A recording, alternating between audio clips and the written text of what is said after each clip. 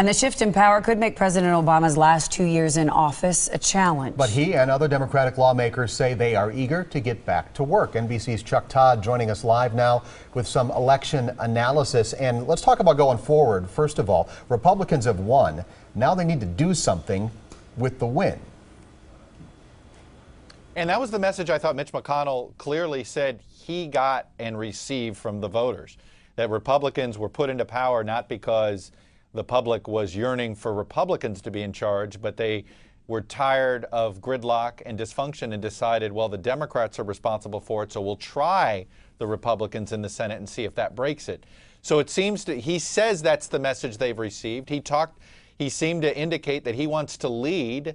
The first couple of items that he wants to push with the president are items that he thinks the president might be able to come to a compromise with, which is something on tax reform and something on trade. These aren't the sexiest of issues. These aren't the most politically high stakes issues sometimes, but they are some things that could get done.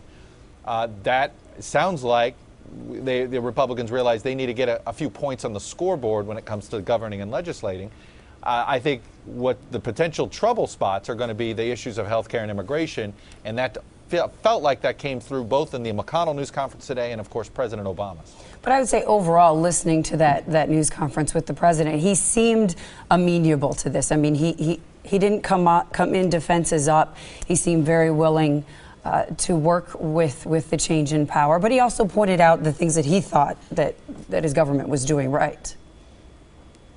It was interesting. Yes, I think he wanted to send the message that he was willing, that he heard the voters, and yes, he wants to work with Mitch McConnell, and that he thinks he can cut deals with Mitch McConnell. But I thought it was odd that he decided not to accept the blame for his party's defeats. He was asked that 4 or 5 different ways, and he seemed pretty determined not to characterize the election, not to characterize his role in the election.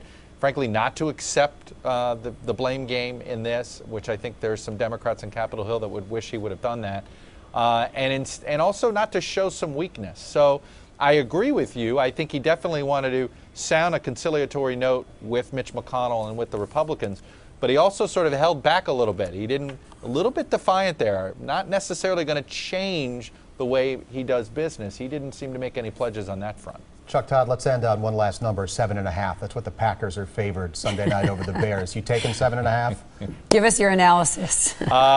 Boy, right now I would. That Bears locker room seems like it's a mess, doesn't it? That doesn't seem too risky, does it? Chuck Todd, thank you so much. It doesn't. I always hate those half points, though.